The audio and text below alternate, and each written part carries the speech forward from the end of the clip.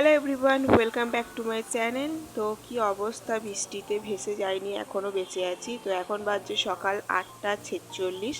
তো গত এক সপ্তাহ ধরে এরকমই অবস্থা, এখনও রোদের দেখা নেই, এরকমই কন্টিনিউয়াস বৃষ্টি পড়ে যাচ্ছে। তো বৃষ্টি, তারপরে তো একেতে ঠান্ডা ওয়েদার আর বৃষ্টি সাথে, তাহলে একটা জিনিসই খেতে ইচ্ছা হয়, সেটা হলো বর্ষার খিচুড়ি। তো বানাচ্ছি খিচুড়ি, তো একটা স্পেশাল সবজি দিয়ে, সেটা হলো ঝিঙে দিয়ে খিচুড়ি। হ্যাঁ, আমি আজকে ঝিঙে দিয়েই খিচুড়ি বানাবো। তো সবজির মধ্যে আলু, গাজর কটাই ছিল, আর ঝিঙে আমার কাছে একটা পড়েছিল, তাই ঝিঙেটাও নিয়ে নিয়েছি।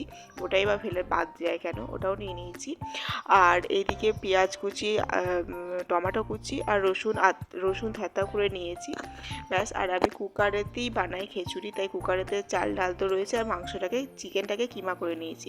তো কুকারেতে বানাই, সেহেতু কুকারেতেই করবো আমি, কুকারে আমার সুবিধা লাগে। তো কুকারে আমি আগে সর্ষের তেল দিয়ে দিলাম, আর তেজপাতা, শুকনো লঙ্কা আর জিরে দিয়ে দিলাম। এরপর রসুনটাকে দিয়ে দিলাম। তো এরপর পেঁয়াজ আর টমেটোটাকে দিয়ে দিলাম। ভালো করে ভাজা ভাজা হয়ে যাওয়া পর্যন্ত ওয়েট করব।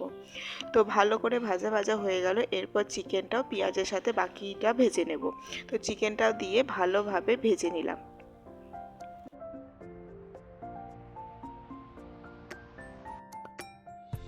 চিকেনটা ভালো করে ভাজা ভাজা হয়ে গেলে এরপর নুন আর একটু হলুদ দিয়ে দেবো, তারপর যাতে আরও ভালো করে সফট হয়ে যায় চিকেনটা, আর চিকেনের মধ্যে নুনটাও যাতে ভালোভাবে মেশে আর পেঁয়াজগুলো একটু গলে যায়, তার জন্য।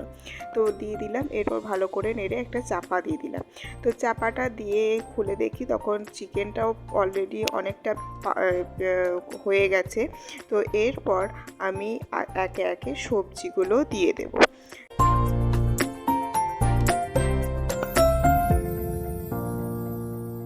তো সবজিগুলোও দিয়ে দিলাম। সবজিগুলো চিকেনের সাথে ভালো করে ভাজা হয়ে যাবে। তো ভালো করে নেড়ে নিলাম। নেড়ে নেওয়ার পর এরপর চাপা দিয়ে দেবো, যাতে সবজিগুলোর ভেতরে নুন আর হলুদটা ভালো করে ঢুকতে পারে।